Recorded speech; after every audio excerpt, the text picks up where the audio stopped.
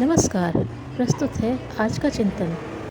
रात और दिन की तरह मनुष्य के जीवन में आशा निराशा के क्षण आते रहते हैं। आशा जहाँ जीवन में संजीवनी शक्ति का संचार करती है, वहाँ निराशा मनुष्य को मृत्यु की ओर ले जाती है, क्योंकि निराश व्यक्ति जीवन से उदासीन और विरक्त होने लगता है। उसे अपने चारों ओर अंधकार फैला हुआ दिखता है। एक दिन निराशा आत्महत्या कर तक के लिए मजबूर कर देती है मनुष्य को, जबकि मृत्यु के मुंह में जाता हुआ व्यक्ति भी आशावादी विचारों के कारण जी उठता है। श्रेयार्थी को निराशा की बीमारी से बचना आवश्यक है, अन्यथा यह तन और मन दोनों को ही नष्ट कर देती है। निराशा का बहुत कुछ संबंध मानसिक शिथिलता से भी होता है, जो किसी बीमारी या शरीर की गड़बड़ी से पैदा हो जाती है। कभी किसी अप्रत्यक्ष रूप से भी शरीर की आंतरिक स्थिति में परिवर्तन होते रहते हैं और उनका प्रभाव मानसिक स्थिति पर भी पड़ता है। किसी बीमारी के बाद भी अक्सर हम में निराशा हो सकती है। कभी कभी कब्ज, गंदी वायु, विश्राम का अभाव, दौड़ धूप का जीवन आदि के कारण निराशा उदासीनता पैदा हो जाती है। लेकिन उपयुक्त बातें ऐसी हैं जिन्हें सरलता से एक सामान्य ज्ञान रखने वाला व्यक्ति भी ठीक कर सकता है। अपने स्वास्थ्य का सुधार, व्यवस्थित संतुलित जीवन, प्राकृतिक नियमों का अवलंबन लेकर निराशा के इन कारणों को सरलतापूर्वक दूर किया जा सकता है। स्वास्थ्य के ठीक होते ही मन भी स्वस्थ हो जाता है, फिर उस पर ऐसे निषेधात्मक प्रभाव नहीं होते। कई बार निराशा का कारण मनुष्य की अनुभूतियों से उत्पन्न प्रतिक्रिया या अंतर्मन में छिपा असंतोष, अशांति आदि होते हैं। कईयों की मानसिक स्थिति बड़ी जटिल होती है, किंतु कुछ बातों का ध्यान रखकर निराशा से न केवल बचा जा सकता है, उसे सर्वथा दूर भी किया जा सकता है। हमारी निराशा का बहुत कुछ कारण होता है। यथार्थ को स्वीकार न करना, अपनी कल्पना और मनोभावों की दुनिया में रहना। यह ठीक है कि मनुष्य की कुछ अपनी भावनाएं, कल्पनाएं होती हैं, किंतु सारा संसार वैसा ही बन जाएगा, यह संभव नहीं होता। हाँ, अपनी भावनाओं के अनुकूल जीवन भर काम करते रहना अलग बात है, किंतु दूसरे वैसा ही करने लगे, वैसे ही बन जाएं, यह कठिन है। यह ठीक उसी प्रकार है जैसे कोई व्यक्ति चाहे कि रात न हो, केवल दिन ही दिन रहे, या बरसात होवे नहीं। संसार परिवर्तनशील और वैभिन्यपूर्ण है। अपने मत से भिन्न व्यक्तियों से भी संपर्क होता है। धरती पर मनुष्य न के चाहने पर भी बुढ़ापा, मृत्यु, संयोग वियोग, लाभ हानि के क्षण देखने पड़ते हैं। जीवन जैसा है उसी रूप में स्वीकार करने पर ही यहाँ जीवित रहा जा सकता है। यथार्थ का सामना करके ही आप जीवन पथ पर चल सकते हैं। ऐसा नहीं हो सकता कि जीवन रहे और मनुष्य को विपरीतताओं का सामना न करना पड़े। यदि आप जीवन में आई विरोधी परिस्थितियों से हार बैठे हैं, अपनी भावनाओं के प्रतिकूल घटनाओं से ठोकर खा चुके हैं और फिर जीवन की उज्जवल संभावनाओं से निराश हो बैठे हैं, तो उद्धार का एक ही मार्ग है। उठिए और जीवन पथ की कठोरताओं को स्वीकार कर आगे बढ़िए, तभी कहीं आप उच्च मंजिल तक पहुंच सकते हैं। जीना है तो यथार्थ को अपनाना ही पड़ेगा, और कोई दूसरा मार्ग नहीं है जो बिना इसके मंजिल तक पहुंचा दे। कई बार अप्रिय बातों का अवसर हम रोक नहीं सकते। बहुत से व्यक्ति अपने बीते हुए जीवन की गलतियां, अपमान, हानि, पीड़ाओं का चिंतन करके निराश हो जाते हैं और कई भविष्य के खतरों की कल्पना करके अवसादग्रस्त हो जाते हैं। लेकिन यह दोनों ही स्थितियां मानसिक अस्वस्थता के चिन्ह हैं। जो बातें हो चुकी हैं, जो घटनाएं बीत चुकी हैं, उन पर विचार करना, उन्हें स्मरण करना उतनी ही बड़ी भूल है जितनी गड़े मुर्दे उखाड़ना।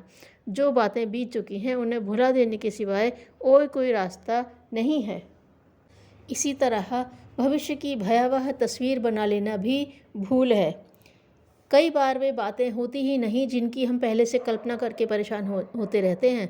आगे क्या होगा यह तो भविष्य ही बताएगा, किंतु निराशा से दूर रहने और जीवन को सरस आशावादी बनाए रखने का मार्ग यही है कि भविष्य के प्रति उज्जवल संभावना का विचार किया जाए। प्रसन्नता और सुख के जो क्षण आए उनका पूरा पूरा उपयोग किया जाए। सुखद भविष्य की कल्पनाएं मानस पर संजोई जाए। यह हो नहीं सकता कि किसी व्यक्ति के जीवन में केवल परेशानियां ही आए, अंधेरा ही हो। जीवन में उज्जवल पक्ष भी होता है। हम इस उज्जवल पक्ष को देखें, इस पर विचार करें, तो निराशा पास नहीं भटक सकती।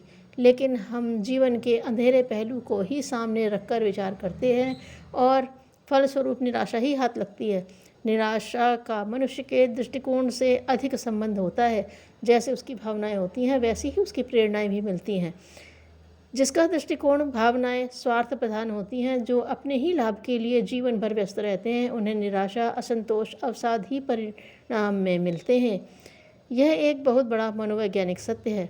जिनके जीवन में परमार्थ, सेवा, जन कल्याण की भावनाएं काम करती हैं, उनमें आशा, उत्साह, प्रसन्नता की धारा निस्सृत होती रहती है। अतः हम दूसरों की सेवा करके, ज़रूरतमंदों की मदद करके, दूसरों के लिए भले काम करके निराशा से पीछा छुड़ा सकते हैं।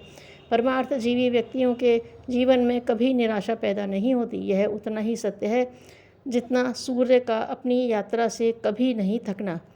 बड़े से बड़ा स्वार्थ सिद्ध होने पर भी मनुष्य को जीवन में एक अभाव महसूस होता है और उससे प्रेरित निराशा, अवसाद उसे ग्रस्त कर लेते हैं।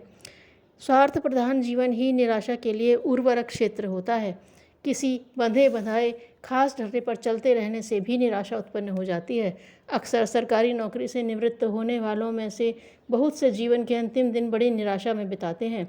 इसी तरह केवल अपने रोजगार में या किसी अन्य काम में एकाकी लगे रहने पर जीवन से ऊब पैदा हो जाती है और यही निराशा का कारण बन जाता है।